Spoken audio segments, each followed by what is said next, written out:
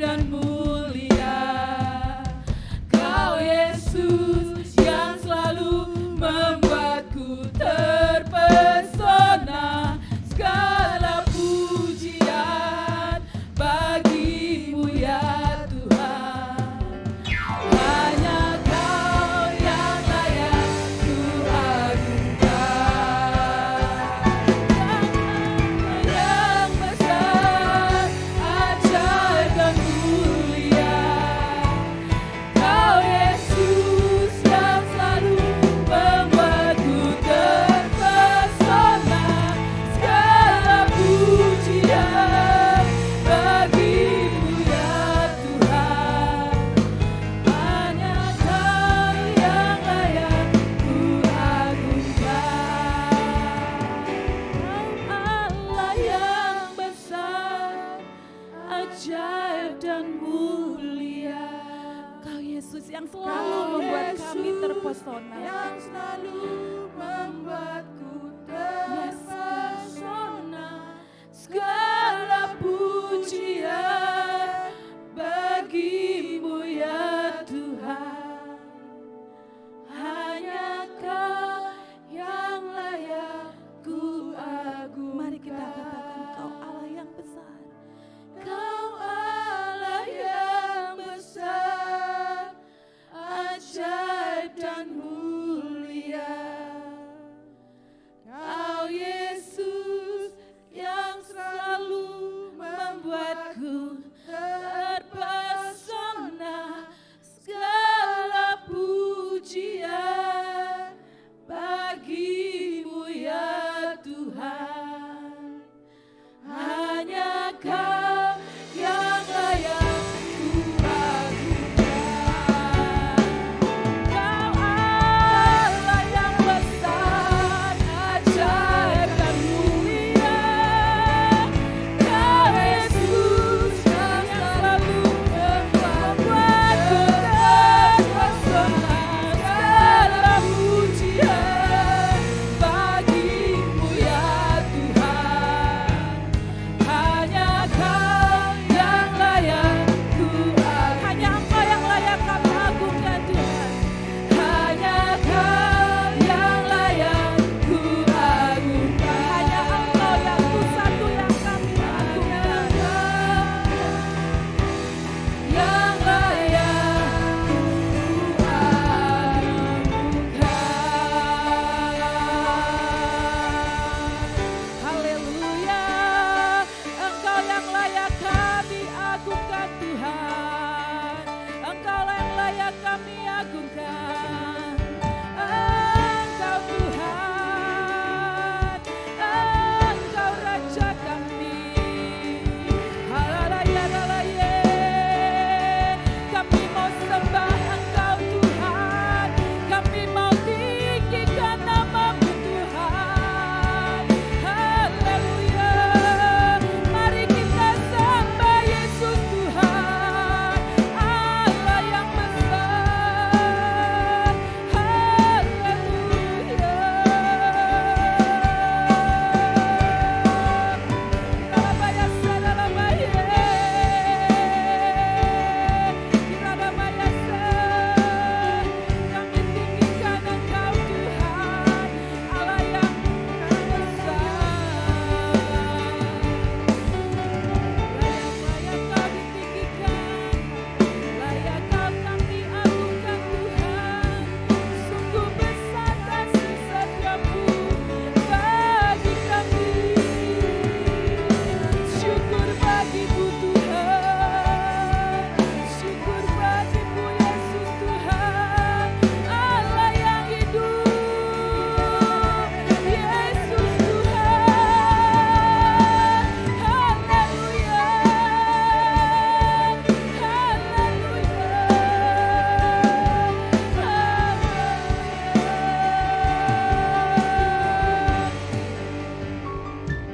Kami memuji kebesaran-Mu Tuhan. Ajaib, ajaib yang Engkau perbuat di dalam kami.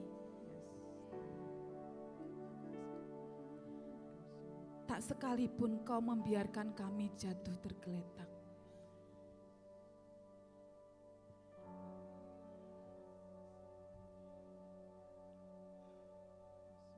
Kami bangga punya Allah seperti Engkau.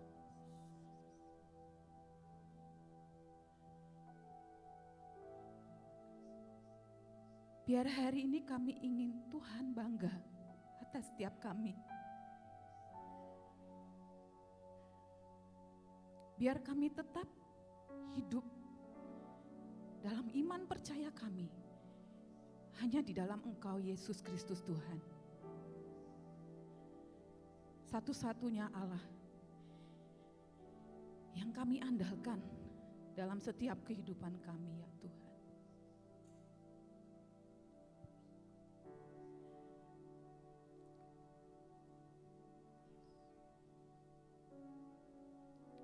Kami mau ambil waktu teduh ini. Kami mau ambil waktu teduh. Allah Roh Kudus, jamah hati kami Tuhan.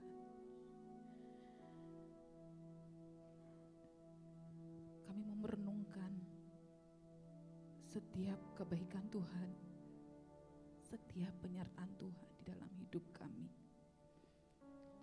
Dan kami mengucap syukur. Kami mengucap syukur Engkau Allah yang baik, yang selalu menolong kami, yang selalu menyertai kami Tuhan. Syukur bagimu ya Allah. Syukur bagimu Tuhan.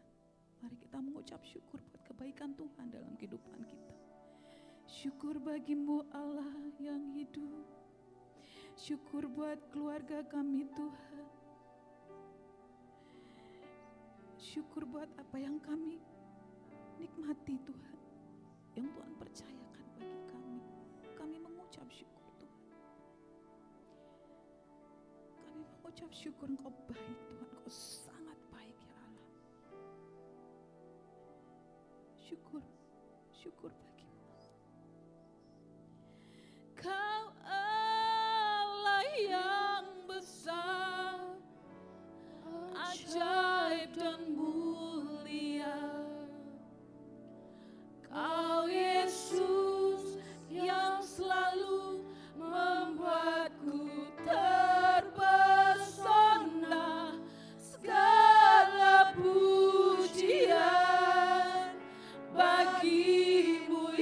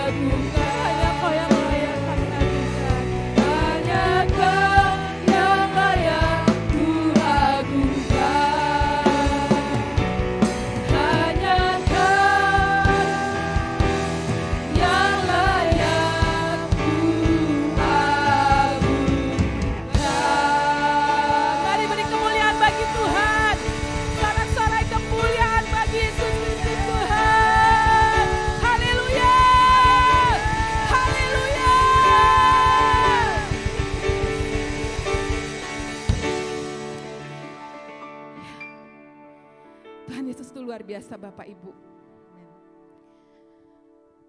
Sejujurnya, waktu pertemuan worship leader beberapa waktu lalu, saya bilang, saya tuh gak siap ada di sini.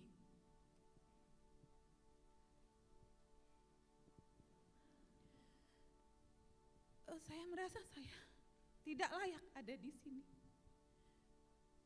Awalnya saya berpikir ini keadaan akan memaksakan saya. Tapi saya mau katakan,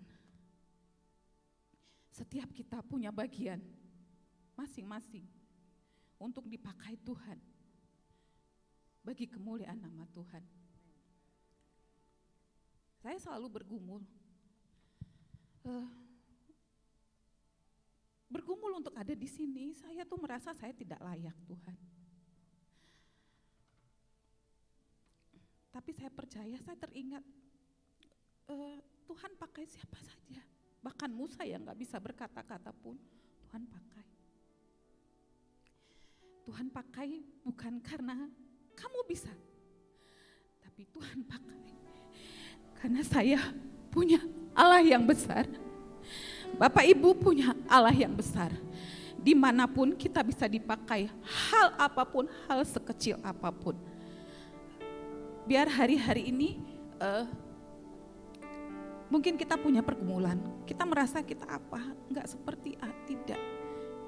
Saya dan Bapak Ibu semua berbeda, tapi kita punya satu Allah. Allah yang baik, yang mengasihi saya, Bapak Ibu sekalian, dengan porsinya masing-masing. Dan kita mengucap syukur karena kita sama-sama punya Allah yang besar. Amin, haleluya. Siap memuji Tuhan Bapak Ibu? Beri salam. Selamat pagi, beri semangat, beri pujian kepada teman kiri kanan.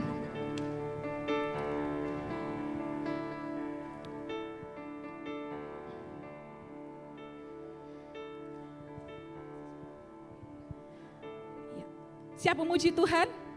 Ya, boleh menari seperti choir kita. Ya. Hidupku ada di tangan-Mu, Kau beri rancangan yang terindah.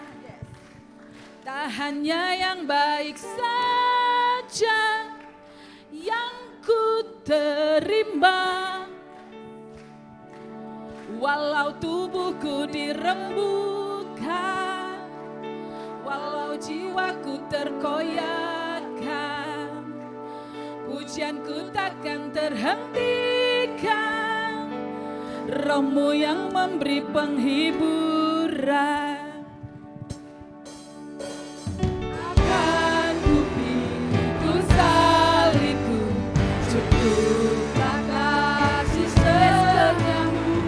Ku bertahan, Kau buatku teguhkan imanku.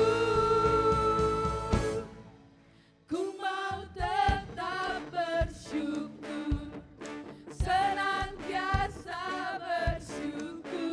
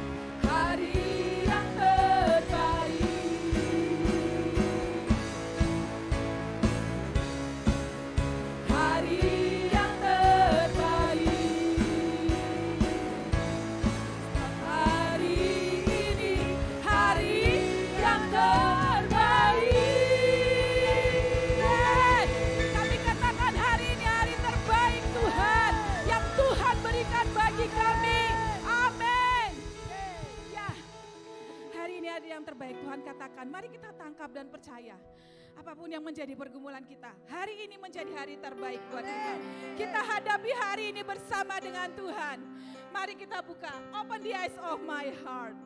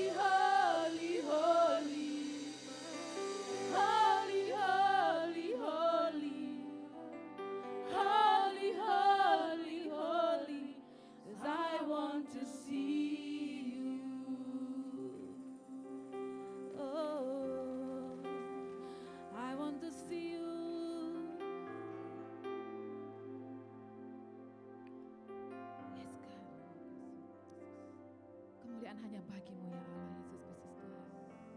Haleluya.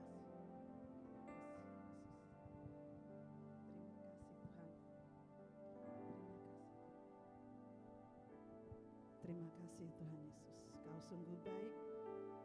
Ucap syukur untuk segala kebaikan. Dalam nama Tuhan Yesus. Amin. Sebelum saya nyanyikan pujian ini, sebelum penyembahan firman, saya ingin bagikan sedikit tentang pujian ini. Saya masih ingat betul waktu tadi malam saya tanya Putri, pembangunan SD Terang Bangsa 2 itu bulan dan tahun berapa. Sekitar hampir 10 tahun yang lalu ya Bu. tanggal 24 Oktober 2014. Saya masih ingat betul lagu ini.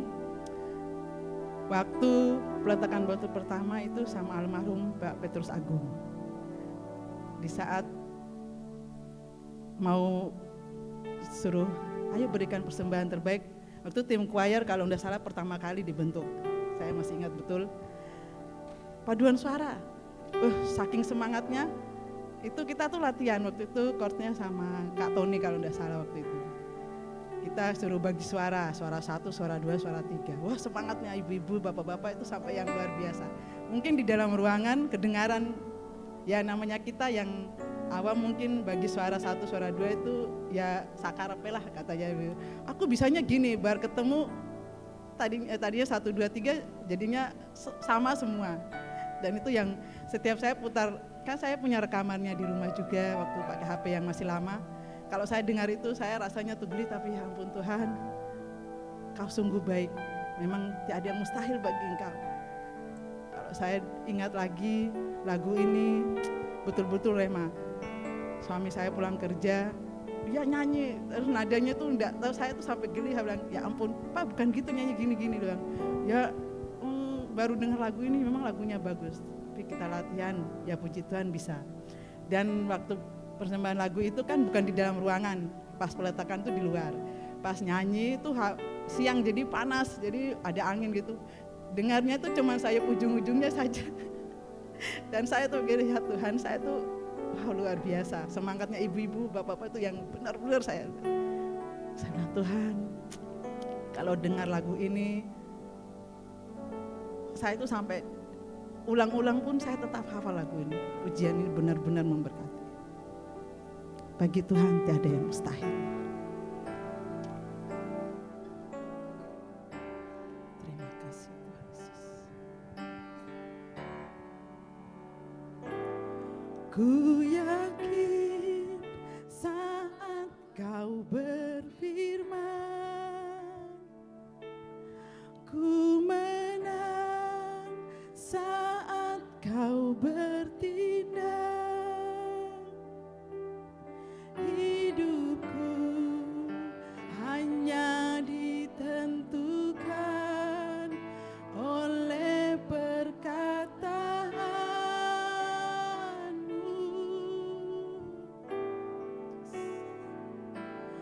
Ku aman karena Kau menjaga. Ku kuat karena Kau menopang. Hidupku hanya ditentukan oleh kuasa-Mu.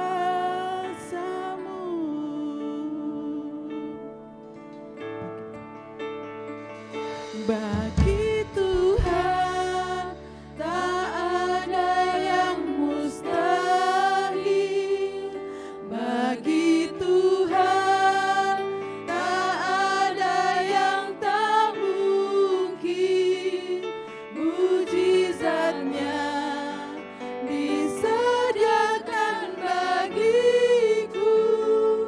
Ku diangkat dan dipulihkan.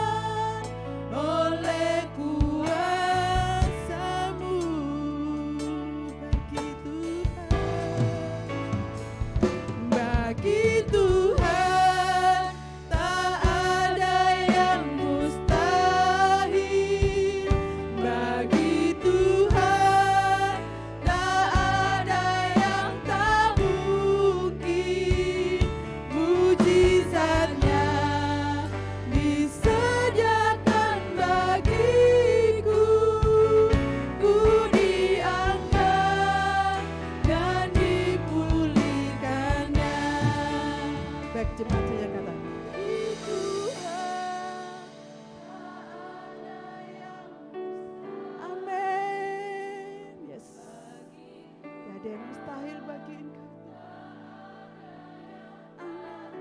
Yes Tuhan, ini doa kami.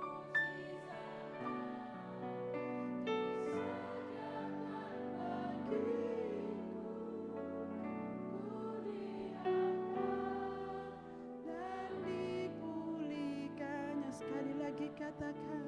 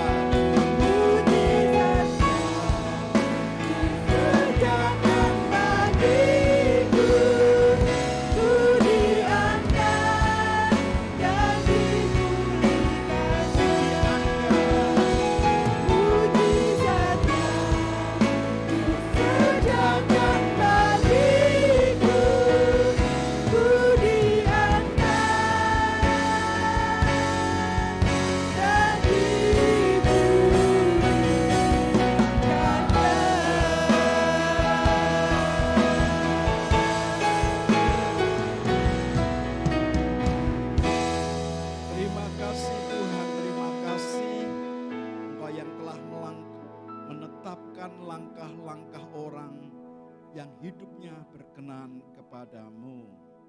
Tatkala ia jatuh tidak akan pernah Engkau biarkan tergeletak. Engkau topang dengan tangan kanan yang membawa kemenangan. Hari ini pun sebuah deklarasi yang kami nyanyikan merupakan sebuah keyakinan kami oleh karena Engkau sendiri yang berjanji akan memulihkan roh, jiwa, serta tubuh kami dalam anugerah-Mu.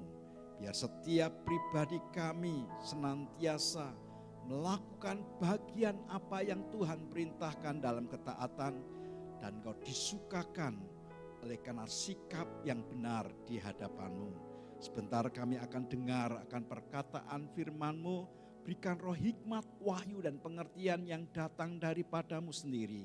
Kami percaya akan mengubah setiap pribadi kami, beda sama sekali tatkala kami datang dengan pulang, sebab Engkau menginvestkan sesuatu yang ilahi dalam batin kami. Demi dan di dalam nama Tuhan Yesus dan semua kita yang berharap kepada Bapa berkata, amin, amin, amin. Silakan saudara duduk dalam hadirat Tuhan. Terima kasih untuk choir, singer, song leader, serta musician yang luar biasa. Sangat memberkati kita semua. Amin saudara. Ibu bapak yang dikasihi Tuhan, di kesempatan hari ini saya mengingat sebuah peristiwa yang memang seringkali dirayakan oleh orang-orang pilihan Tuhan, yaitu bangsa Israel tatkala mereka keluar dari Mesir.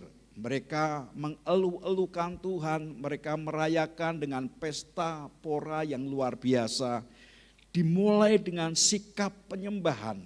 Dan mereka menceritakan, membacakan narasi-narasi yang memang pernah dialami oleh mereka. Sebab mereka tahu bahwa hidup itu merupakan sebuah perjalanan yang dimana ditentukan langkah-langkahnya oleh Tuhan. Sekalipun Tuhan menghargai akan kehendak bebas kita, namun Tuhan rindu untuk setiap kita step by step, langkah demi langkah itu tepat seperti yang Tuhan mau. Kita mengerti tatkala mereka ada di dalam penjajahan di bawah kuasa orang-orang Mesir.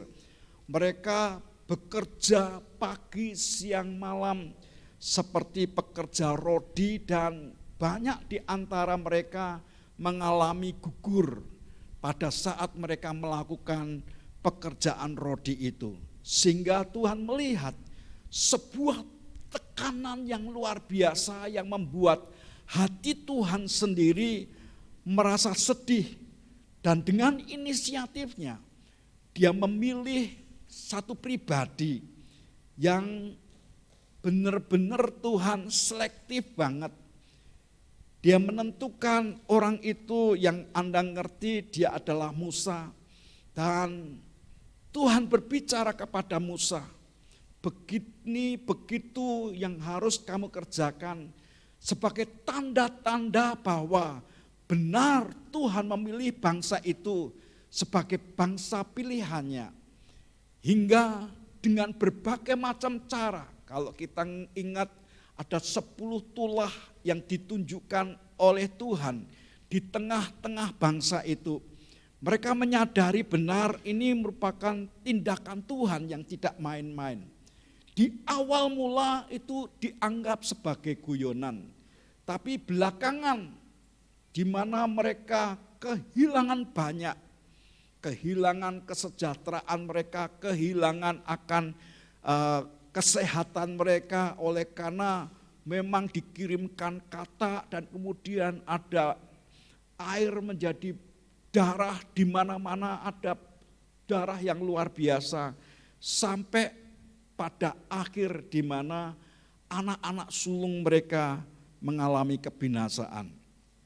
Begitu orang-orang Israel melihat akan perbuatan Tuhan yang dahsyat dan ajaib itu, saya percaya kedua belah pihak mereka mengalami kegentaran karena mereka takut akan Tuhan. Yang sebenarnya goal yang Tuhan tuju adalah masing-masing pribadi itu beribadah kepada Allah, beribadah kepada Tuhan. Ada tawar-menawar tatkala mereka diizinkan untuk melakukan ibadah. Yang pertama, yang laki-laki saja yang boleh pergi. Dan Musa berkata, tidak, kami harus pergi bersama dengan istri, anak-anak, bahkan apa yang dipercayakan kepada kami. Karena merupakan harta yang memang satu kali kalau mungkin Tuhan meminta, sikap hati Musa benar. Dia berkata dia enggak tahu mana yang diminta oleh Tuhan. Bagi dia apa yang menjadi bagian dia, maka dia bawa dan kemudian dia tahu kalau Tuhan minta maka itu harus diserahkan secara hati yang benar di hadapan Tuhan. Saya percaya beberapa orang kemudian dengan antusias mereka berkata, wah, Tuhan sudah menjanjikan satu tanah yang baru, tanah yang mereka dengar penuh dengan susu dan madu. Mereka ngerti di sana kelimpahan yang luar biasa. Beberapa orang mereka terburu-buru. Mereka berkata, ayo kita pergi sekarang ini. Dan mereka tidak melihat waktu. Mereka berpikir yang penting kita pergi. Musa sudah peringatkan kepada mereka, hati-hati, ini merupakan perjalanan yang tidak tidak gampang, tidak mudah. Kita harus bersikap hati-hati. Sehingga orang-orang tertentu mereka berkata, kalau begitu apa yang harus kami lakukan? Sabar, yang penting sabar. Beberapa orang mereka menuju tanah perjanjian itu dengan antusiasnya. Sehingga mereka berburu, pengen cepat sampai. Sehingga beberapa mereka mengalami kelelahan, mereka mengalami kepenatan, bahkan kelaparan. Dan yang muncul adalah persungutan. Bersungut-sungutlah bangsa itu. Mereka berkata, kalau gitu lebih baik kita pulang aja ke Mesir. Karena di sana banyak makanan. Buat apa kami ada di perjalanan seperti ini? Dan ujung-ujungnya mengalami kematian. Beberapa orang yang berambisi, mereka memimpikan dan kemudian mereka bahkan mungkin saling menjegal untuk ingin menjadi orang yang pertama masuk di sana. Dan mereka tidak menyadari ada berbagai pencobaan, ada berbagai rintangan, ada berbagai macam masalah. Dan ujung-ujungnya mereka mudah marah dan ngompor-ngompori yang lain untuk ayo kita balik pulang ke negeri. Sekalipun kita ditindas, tapi di sana masih ada pengharapan. Tapi ada orang-orang yang memang mereka ngerti bahwa perjalanan ini adalah perjalanan yang harus dinikmati. Sebab setiap masalah, setiap ujian, setiap pencobaan itu Tuhan yang turut bekerja di dalamnya untuk mendatangkan kebaikan. Mereka mengerti persis bahwa ini adalah journey yang memang harus dinikmati, katakan dinikmati. Kadang banyak makanan, kalau sudah kenyang nggak bisa nikmati lagi. Tapi kadang ada masalah, di tengah-tengah masalah itu bisa menikmati akan cara-cara Tuhan yang menunjukkan Dia tidak pernah meninggalkan kita. Ada orang-orang tertentu berkata, ono rego, ono rupo. Kalau ada harga harus dibayar, pasti hadiahnya itu jauh lebih baik. Dan menurut saya perjalanan itu tidak berhenti sampai di masa orang-orang pilihan, yaitu orang-orang Israel yang memang mereka telah masuk di tanah Kanaan. Tapi menurut saya hari-hari ini pun Anda dan saya diberikan kesempatan untuk menikmati journey perjalanan dengan Tuhan. Nah, jangan mengulang lagi seperti yang dilakukan oleh bangsa Israel. Mereka berburu nafsu, mereka berpikir bahwa ini harus time schedule-nya itu harus dipercepat. Karena ingin mendapatkan akan kenikmatan-kenikmatan. Mendapatkan akan penyediaan-penyediaan. Ya memang betul, tapi penyediaan-penyediaan itu kadang-kadang harus membentuk karakter yang di dalam hidup kita ini. Yang membuat kita senantiasa perhatian akan jalan-jalan Tuhan. Sekalipun Tuhan itu adalah seorang yang senantiasa ngerti akan kelemahan kita. Tapi Dia juga pribadi yang ingin supaya umatnya menginginkan Dia. Mengingini Dia dalam segala hal, segala waktu. Kalau Anda perhatikan, ada hal-hal rintangan-rintangan yang Tuhan ngerti persis untuk Anda dan saya akan lewati. Dan Dia berkata, sekali-kali aku tidak pernah membiarkan engkau. Sekali-kali aku tidak pernah meninggalkan engkau. Artinya sebenarnya Dia ada bersama-sama dengan kita. Hanya seringkali kita tidak pernah merasakan Dia hadir. Kita seringkali tidak pernah merasakan akan penyertaannya, Bahkan kita seringkali tidak merasakan akan penyediaan-penyediaan yang telah diberikan kepada kita. Karena pada saat ada persediaan yang banyak di sini, kita melihatnya bukan yang ada di sini, kita melihatnya yang ada di sana.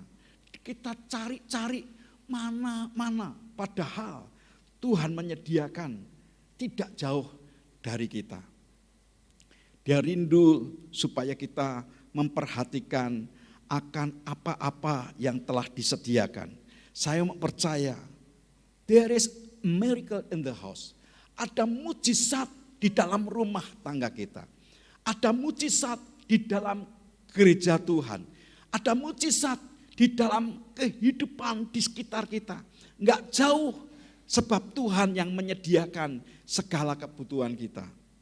Lihat bersama-sama dengan saya dalam kitab Injil Yohanes, pasalnya yang ke-14, ayat yang ke-12 sampai dengan ayat yang ke-14. Ini merupakan sebuah peristiwa di mana Tuhan tahu kebutuhan yang paling hakiki yang seharusnya didapatkan oleh setiap orang. Tapi hanya orang-orang percaya yang mau bergantung kepada Tuhan. Dan orang-orang itu akan ngerti apa yang akan mereka dapatkan. Yohanes pasal 14 ayat yang ke-12 sampai dengan ayat yang ke-14. Kalau Anda di rumah nanti akan bisa baca keseluruhannya dari kitab Yohanes pasal 14. Tapi saya akan bacakan buat ayat yang ke-12 sampai 14. Kita baca sama-sama. 2, 3. Aku berkata kepadamu, sesungguhnya barang siapa percaya kepadaku, ia akan melakukan juga pekerjaan-pekerjaan yang aku lakukan. Bahkan pekerjaan-pekerjaan yang lebih besar daripada itu. Sebab aku pergi kepada Bapa, dan apa juga yang kamu minta dalam namaku, aku akan melakukannya.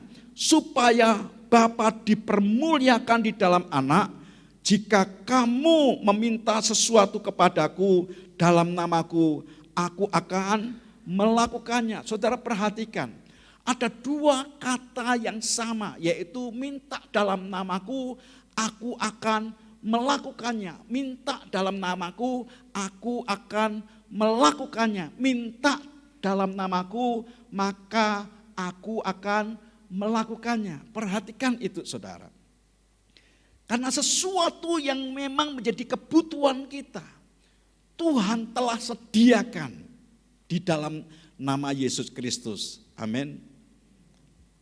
Hanya kadang-kadang permintaan kita hanya pada suatu level tertentu yang menjadi keinginan-keinginan, bukan merupakan kebutuhan. Beda antara keinginan dan kebutuhan, saudara. Keinginan-keinginan itu cenderungnya pada nafsu daging kita. Kalau kebutuhan-kebutuhan itu adalah sesuatu yang memang menjadi needs, yang menjadi keperluan untuk apapun juga dalam hidupnya. Dan Tuhan memperhatikan itu. Kalau Anda perhatikan, apa juga yang kamu minta dalam namaku, aku akan melakukannya. Jika kamu minta sesuatu kepadaku dalam namaku, aku akan melakukannya. 2 kali pernyataan itu. Supaya Bapakku dipermuliakan. Bahkan supaya Bapa dipermuliakan dalam anaknya. Kalimat itu merupakan sesuatu yang menguji batin kita. Apakah kita ini benar-benar kenal akan diri kita sendiri dan kenal siapa pribadi yang menyertai kita. Sekali lagi, permintaan-permintaan kita itu menunjukkan apakah kita kenal diri pribadi kita dan kenal pribadi yang menyertai kita. Kalau Anda perhatikan, kadang-kadang kita hanya meminta kebutuhan-kebutuhan yang sifatnya lahiriah.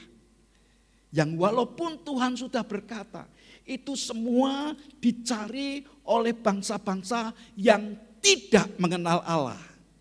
Ingat saudara, apa kebutuhan-kebutuhan yang dicari oleh bangsa-bangsa yang tidak mengenal Allah? Yaitu apa? Makanan, minuman, pakaian, kan gitu saudara. Karena Tuhan berkata, lihat bunga bakung itu tidak memintal, dia didandani oleh Bapamu yang di surga.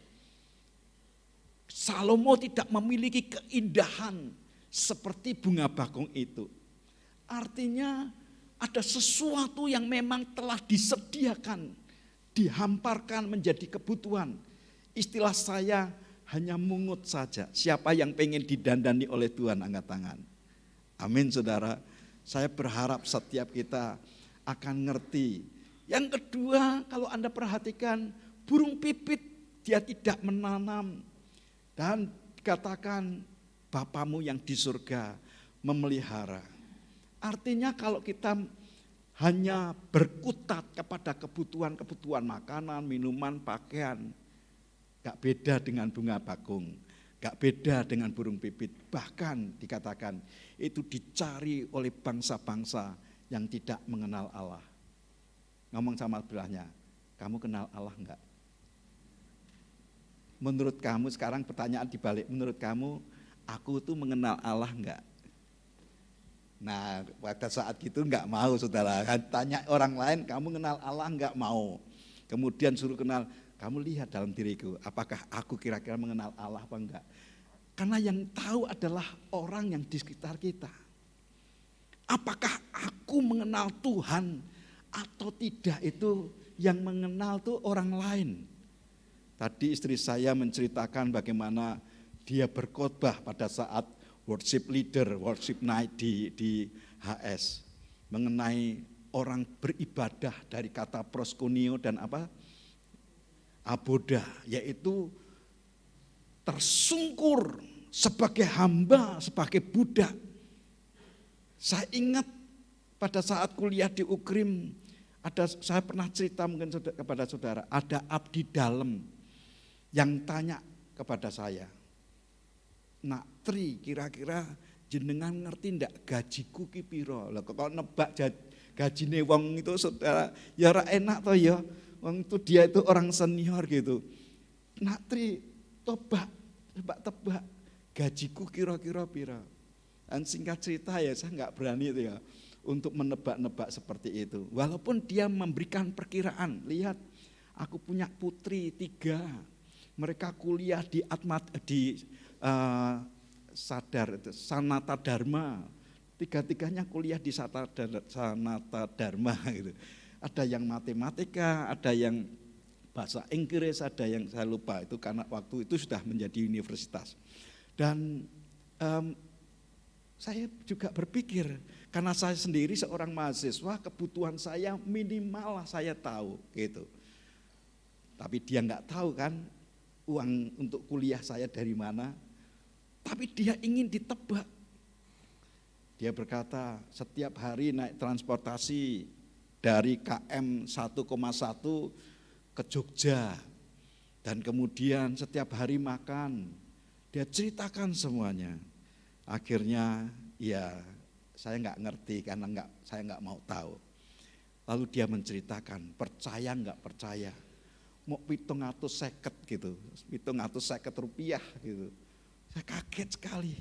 Tapi kemudian apa yang terjadi? Dia berkata, kamu tahu, karena Tuhanku ngerti akan kebutuhan-kebutuhanku.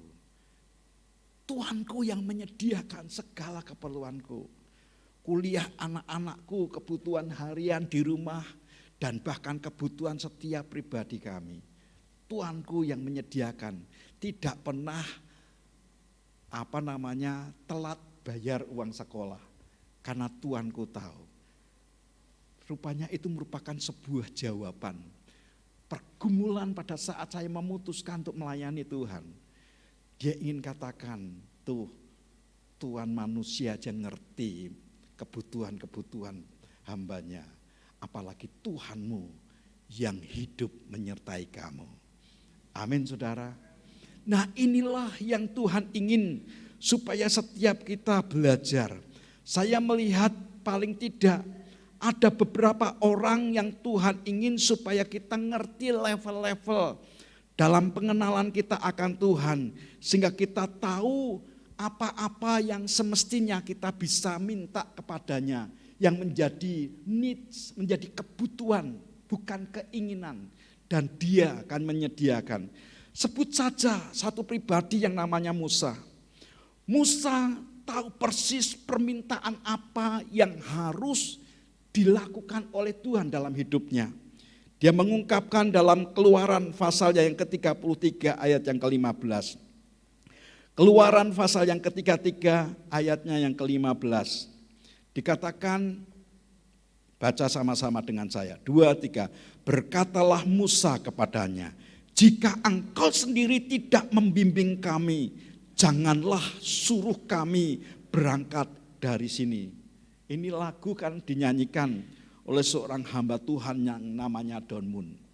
Bila engkau tak besertaku, ku tak mau berjalan. Ku perlu Tuhan, tuntun langkahku dalam kasih karunia-Mu. Pimpin langkahku setiap waktu, berjalan dalam Roh-Mu. Nyatakan Tuhan kemurahan-Mu, dan berjalanlah denganku. Pada saat Anda nyanyikan pujian ini sesuatu yang pernah dilantunkan oleh Musa. Dia berkata, berjalanlah engkau bersamaku, tuntun langkahku Tuhan. Sampai dia berkata, jika engkau sendiri tidak membimbing aku, jangan suruh kami berangkat dari sini. Karena itu kebutuhan. Dia ngerti persis. Bukan hanya karena kepercayaan yang Tuhan berikan kepadanya. Menuntun 2 juta umat yang keluar dari Mesir. Tapi dia juga perlu secara pribadi tuntunan Tuhan. Untuk senantiasa bersama-sama dengan dia. Dia ingin supaya pribadi Tuhan sendiri yang membuat, memerintah, menyuruh untuk dia berjalan dengan Tuhan. Saudara, enggak salah minta kesembuhan ilahi untuk fisikmu. Memang itu perlu.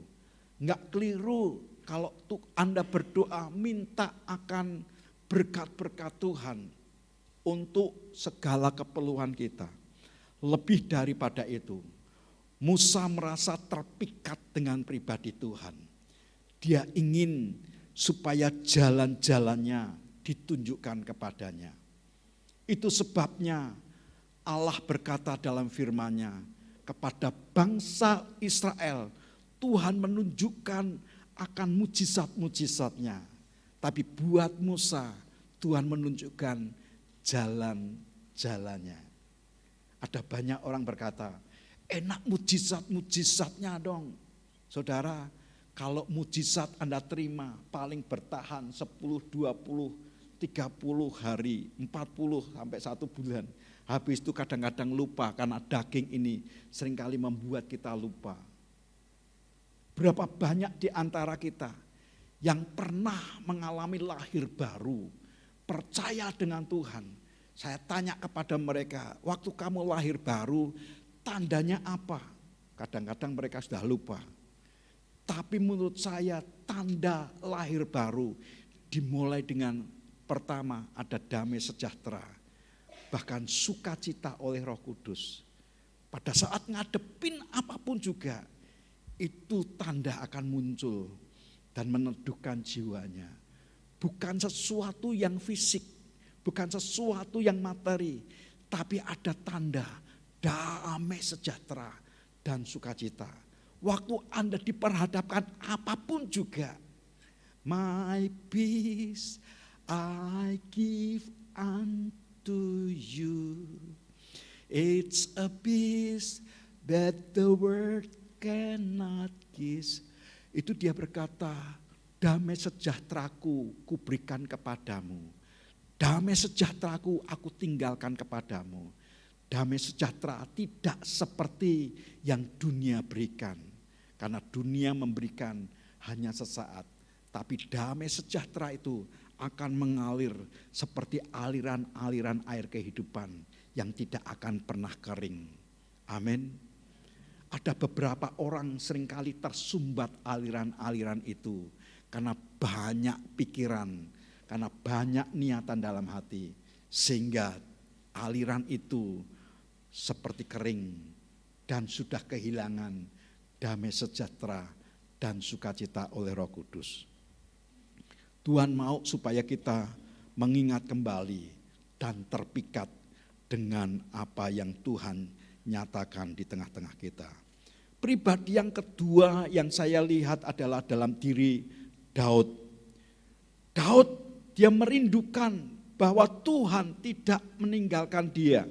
Dalam Mazmur pasalnya yang ke-51 ayat yang ke-10 dan yang ke-11. Mazmur pasal yang ke-51 ayat yang ke-10 dan 11. Dikatakan, biarlah aku mendengar kegirangan dan biarlah tulang-tulang yang kau remukkan bersorak-sorai kembali. Dan ayat yang ke-11 dia berkata, sembunyikanlah wajahmu terhadap dosaku, hapuskanlah segala kesalahanku. Ayat yang ke-12 dikatakan, jadikan hatiku tahir, ya Allah, dan perbaruilah batinku dengan rohmu yang teguh. Dan ayat yang ke-13 berkata, janganlah buang aku dari hadapanmu, dan janganlah mengambil rohmu yang kudus daripadaku. Ada sesuatu yang menjadi keterpikatan Daud. Dia berkata, aku kalau ditinggalkan roh Tuhan, kalau aku ditinggalkan rohnya yang kudus itu, maka tulang-tulangku menjadi kering. Dia berkata, selagi aku menyimpan akan dosa-dosaku, maka aku seperti menyembunyikan api dalam gelumbung baju. Apakah bisa bertahan orang menyimpan api dalam gelumbung bajunya? Saya percaya enggak ada seorang pun. Dia berkata, tulang-tulangku menjadi kering, lesu, dan tidak berdaya. Selagi Anda menyimpan dosa-dosa, selagi Anda menyimpan kejahatan, sahabatmu, istri, suamimu, orang tuamu, orang yang terdekat dengan engkau, sekalipun tidak tahu, tapi Tuhan ngerti persis. Dia tidak pernah membiarkan engkau yang adalah orang pilihannya menyimpan kejahatan, menyimpan dosa, menyembunyikan akan kesalahan-kesalahan itu. Tuhan rindu untuk supaya Anda secepatnya menyelesaikan dengan Tuhan. Ada satu pribadi yang lain selain Musa, Daud, satu lagi adalah Rasul Paulus. Paulus menginginkan sesuatu yang luar biasa. Dalam Filipi pasal yang ketiga, ayat yang ke-10 sampai dengan ayat yang ke-11. Filipi pasal yang ketiga, ayat yang ke-10 sampai dengan ayat yang ke-11. Kita baca bersama-sama. 2, 3. Yang ku kehendaki Allah mengenal dia dan kuasa kebangkitannya dan persekutuan dalam penderitaannya, di mana aku menjadi serupa dengan dia dalam kematiannya. Ayat yang ke-11. Supaya aku akhirnya beroleh kebangkitan dari antara orang mati. Saudara, ini merupakan sebuah pernyataan. Yang ku kehendaki Allah mengenal dia dan kuasa kebangkitannya dan persekutuan dalam penderitaannya, di mana aku menjadi serupa dengan dia dalam kematiannya, supaya aku akhirnya beroleh kebangkitan dari antara orang mati. Ibu bapak yang dikasihi Tuhan, kalau para tokoh iman yang Anda dan saya dengar hidupnya, mereka menginginkan Tuhan bukan yang lain. Satu pemazmur berkata, selain Kau tiada yang lain, ada padaku di surga. Selain Kau tiada yang lain, yang ku ingini di bumi, yang ku ingini di bumi.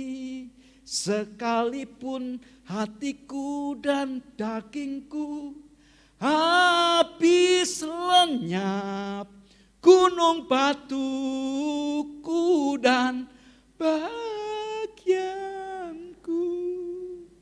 tetaplah Allah selama-lamanya. Siapa yang Anda kehendaki, tetaplah Allah selama-lamanya. Dia yang never ever leave you alone. Dia gak pernah ninggalin engkau.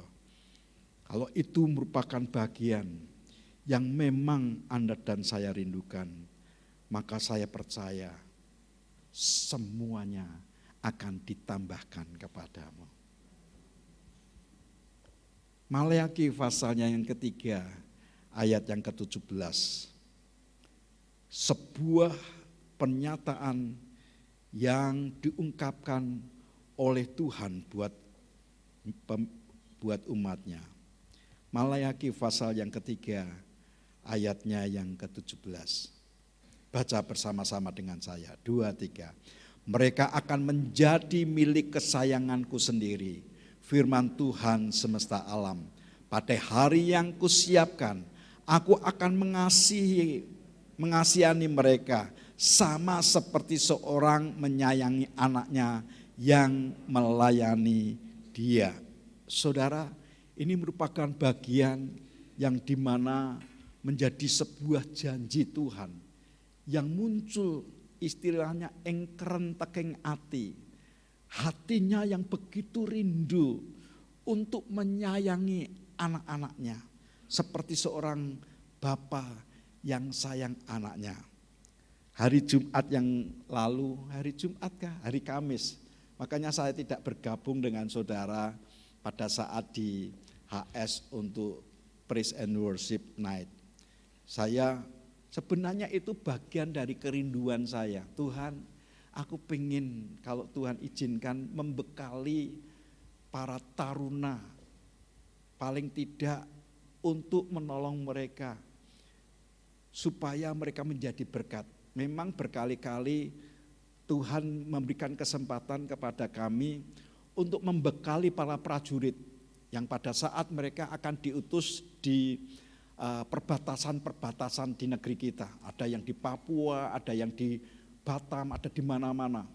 Dari tempat-tempat itu Tuhan berikan kesempatan kepada kami untuk membekali mereka.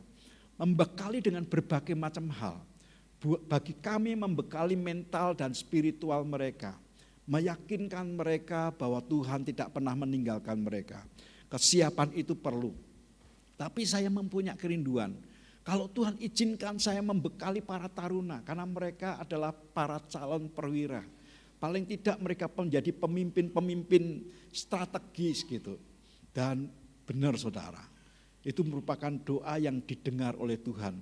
Begitu saya tahu saya harus membagi dan mempersiapkan para taruna, gentar saya sebenarnya. Karena saya sendiri tidak pernah mengajar homiletik walaupun setiap saat saya khotbah menggunakan ilmu homiletik. Tapi dasar-dasar homiletik itu kan perlu diajarkan buat mereka. Dan saya bersyukur, saya berdoa dengan sungguh-sungguh, saya libatkan anak saya Yedida untuk buat PowerPoint dan sebagainya. Saya persiapkan betul-betul minggu itu. Tapi saya lupa ternyata tanggal 30 yang sama kita punya tugas di Holy Studium. Dan saya berkata, sama istri saya, kamu ya yang bagian Holy Studium, saya yang ke Magelang. Baik, kami sepakat dan kemudian singkat cerita saya berangkat. Saya pikir, saya ngomong sama teman saya Pak Musa itu, Pak ikut saya yuk, apa? Membekali para taruna. Wah dia semangat saudara, nanti gantian ya, berapa sesi Anda bagi, saya bagi gitu. Dia berkata, aku nggak siap, kamu saja. Yang penting aku pengen lihat keadaannya bagaimana. Singkat cerita sampai di sana dan kemudian saya bersyukur banget Tuhan menolong saya untuk menolong mereka, membekali mereka. Sebab kalau itu mereka dibekali, bagaimana ilmu berkhotbah, mengajarkan akan firman, saya berkata, you are messenger. Kamu adalah utusan Allah yang memberitakan message dari Tuhan sendiri. Yang diperlukan bukan teorinya, yang diperlukan adalah manusianya. Coba tangannya gini sudah, manusianya. Dan manusia ini diperlukan. Kadang-kadang khotbah itu tidak perlu diperkatakan. Kadang-kadang memang khotbah itu harus diekspresikan, dihidupi. Dan khotbah yang paling kuat itu adalah tatkala kita menghidupi firman. Jadi pelaku firman dan orang akan melihat bahwa perbuatan-perbuatan Tuhan ada dalam dirinya. Penyertaan Tuhan ada dalam dirinya. Ada urapan Tuhan yang dinyatakan. Bukan hanya pengajaran. Alkitab mengajarkan kepada kita bukan pendengar saja, tapi pelaku-pelaku firman. Amin saudara. Bahasa Jawa itu enak, jarkoni, iso ngajar, ora iso nglakoni, repot saudara. Jadi pelaku firman itu akan jauh lebih baik. Karena sesungguhnya Tuhan itu melihat hati kita. Tuhan melihat akan kehidupan kita. Dan saya ngomong sama mereka, ini merupakan satu bagian di mana saya bersyukur dapat kesempatan. Saya ceritakan tentang penyertaan Tuhan. The word became flesh. Perkataan-perkataan firman itu harus jadi daging dan bisa dirasa, bisa dilihat, bisa diraba. Saya sampaikan kepada mereka karena memang waktunya enggak begitu panjang. Dan saya bersyukur ada beberapa bintang di situ juga di tengah-tengah mereka. Saya ketemu temannya Yedida rupanya. Mungkin Yedida ingat itu Michael atau Mikael yang rumahnya di Pasadena. Tiba-tiba di depan saya hormat. Saya bilang. Lalu dia berkata, Sertri ingat saya. Saya bingung siapa ini. Michael sir, dia bilang gitu. Waduh, ganteng gagah itu saudara, luar biasa. Saya berkata, anak-anak terang bangsa itu hebat saudara ya. Kalau Anda punya anak, cucu, cicit, masukkan terang bangsa sekaligus untuk promosi saudara. Ada yang masuk ke Akabri dan sebentar lagi mereka menjadi letnan 1 paling tidak, lulus jadi letnan 1. Perwira, nanti kelak akan meningkat.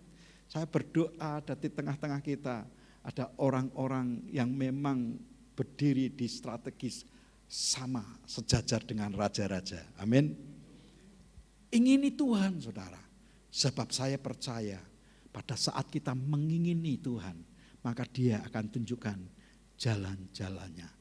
Musa sendiri berkata, ajari aku menghitung hari-hariku, supaya aku memperoleh hati yang bijaksana. Kenapa dia menginginkan Tuhan untuk mengajari? Karena sesungguhnya kedagingan kita seringkali melupakan akan penyertaan Tuhan. Seringkali kita lupa akan jalan-jalan yang telah disiapkan oleh Tuhan. Menungsoku sakarepe dhewe saudara. Dia itu enggak ngerti. Ada sebuah perkataan yang bagus yang disampaikan oleh Butet. Dia berkata, kalau kita kan menungso menungso mau mampir ngombe kan saudara ya. Tapi dia berkata, menungsoku mau mampir guyu saudara. Coba guyune kayak apa? Dia berkata, ing donya mung mampir guyu. Dia menceritakan, saya dengar bagaimana wawancaranya. Dia berkata, Ted katanya kamu mau mati. Wah, ngomongnya kan namanya seorang seniman, jadi ngomongnya peletak-peletok. Dia berkata, saya sampai ketemu dengan orang yang menggarap relief, dan dia ketemu satu batu. Nah, dia berkata batu ini akan menjadi nisan saya. Tolong yang namanya batu ini nanti ditulis tuh. Ning donya mau mampir ngguyu gitu. Siapa yang mau lakukan itu, Saudara? Ning donya mau mampir ngguyu. Apa yang dimaksudkan? Dia cerita, kita itu hanya tersenyum kalau bisa. Kalau bisa, Saudara. Di dunia itu kalau bisa hanya tersenyum, guyang-guyu. Perkara yang lain, apa yang terjadi, yang penting guyu dulu. Kan kelihatan bahagia. Sebab apa kita bahagia? Sebab Tuhan yang menyertai kita, menolong kita. Amin. Mari kita bangkit berdiri bersama-sama untuk kita menyatakan. Ada satu lagu yang Tuhan ingin ajarkan buat kita semua, untuk kita menyatakan bahwa Tuhan itu ada bersama-sama dengan kita. Ku di tanganmu, ku di hatimu, di pikiranmu, di rencanamu, tak pernah ku sendiri. Saudara tahu lagu itu? Ku di tanganmu, ku di hatimu, di pikiranmu, di rencanamu, tak pernah ku sendiri. Saudara, yang penting jangan sakarepe dhewe. Setiap kali mau lakukan apa-apa, tanya sama Tuhan, Tuhan apa yang engkau ingin supaya aku lakukan. Begitu engkau bangun pagi-pagi, hari ini apa yang engkau rindu untuk aku lakukan buat engkau. Jangan izinkan aku melangkah tanpa engkau yang menyertai aku. Jangan izinkan aku melakukan sesuatu tanpa engkau yang berbicara kepadaku.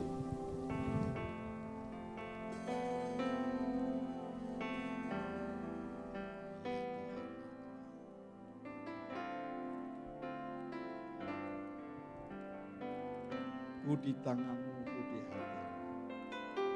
Ku di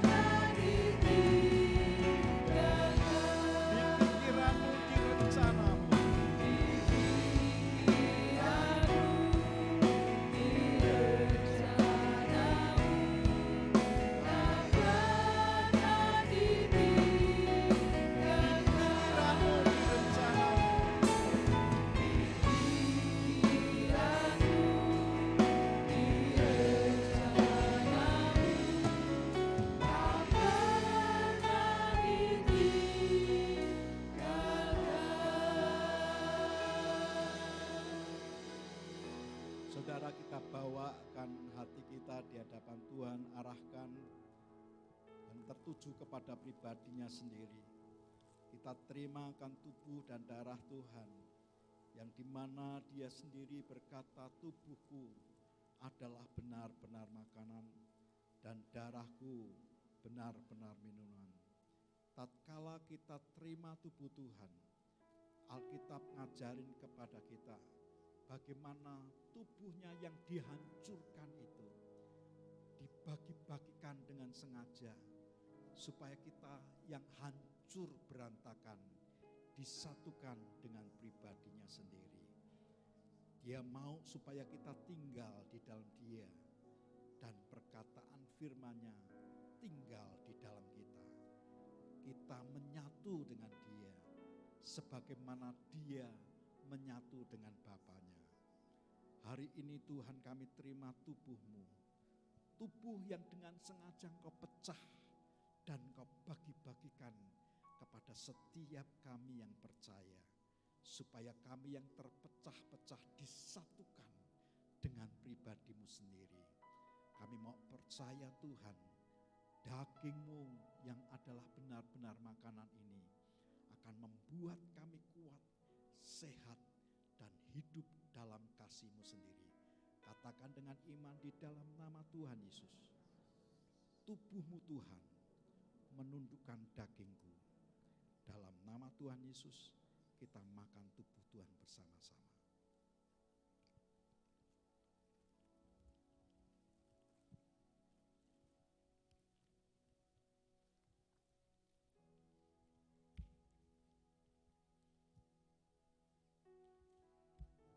Tuhan, terima kasih untuk tubuh-Mu yang terpecah.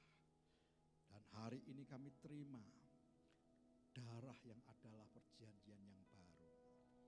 Firman-Mu mengejarkan kepada kami bahwa darah-Mu yang tertumpah menguduskan setiap pribadi yang tersentuh oleh karenanya. Sebagaimana korban dalam perjanjian lama, tatkala darah itu terpecik pada bagian-bagian tertentu, maka darah yang memerciki bagian-bagian tertentu menjadi kudus. Demikian juga dengan hidup kami. Tatkala kami dimasukkan dalam darah-Mu, dikuduskan oleh karena anugerah-Mu. Terima kasih Tuhan untuk darah-Mu, darah yang adalah perjanjian yang baru. Hari-hari yang lalu mungkin kami telah melakukan banyak pelanggaran, kejahatan, dan berbagai macam rupa-rupa perbuatan yang tidak berkenan di hati-Mu. Hari ini Tuhan, kami minta anugerah-Mu, biar darah-Mu Tuhan menyucikan hidup kami. Katakan dengan iman di dalam nama Tuhan Yesus, darah-Mu Tuhan menyucikan hidupku. Darah-Mu Tuhan menundukkan jiwaku. Dalam nama Tuhan Yesus kita minum bersama-sama darah Tuhan.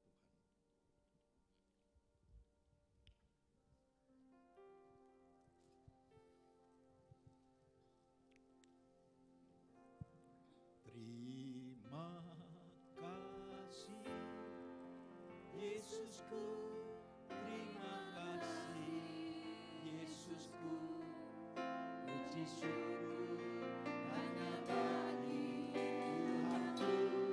Terima kasih Yesusku, terima kasih Yesusku, puji syukur hanya bagi Tuhanku.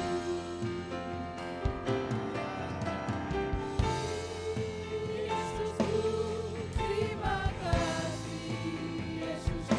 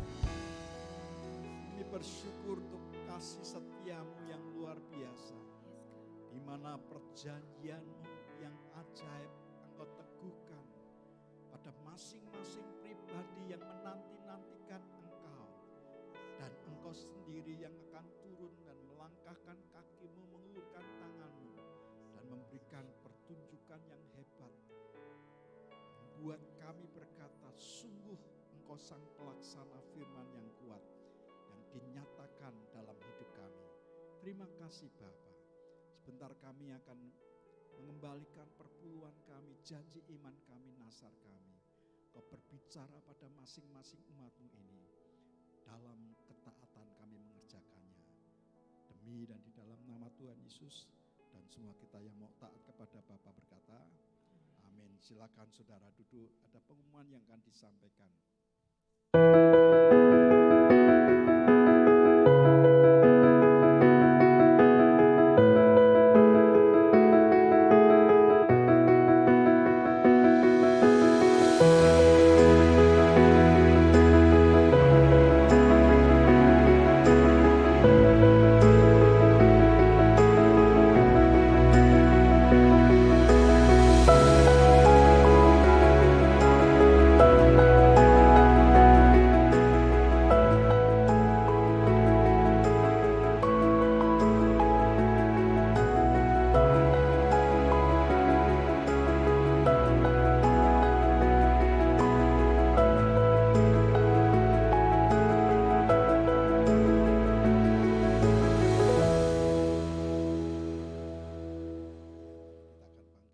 Bersama-sama sekali lagi mengucap syukur atas kasih dan kemurahan-Nya dan penyertaan-Nya dalam hidup kita.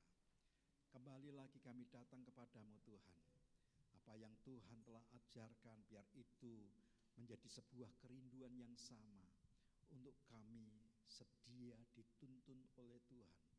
Jangan mengizinkan kami berjalan sendiri, dan kami mau kami tinggal dalam hadirat-Mu senantiasa. Terima kasih Bapa.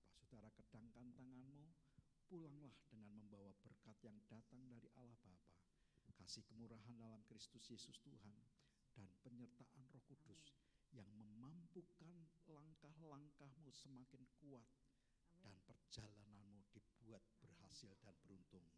Demi dan di dalam nama Tuhan Yesus, dan semua kita yang diberkati berkata, amin.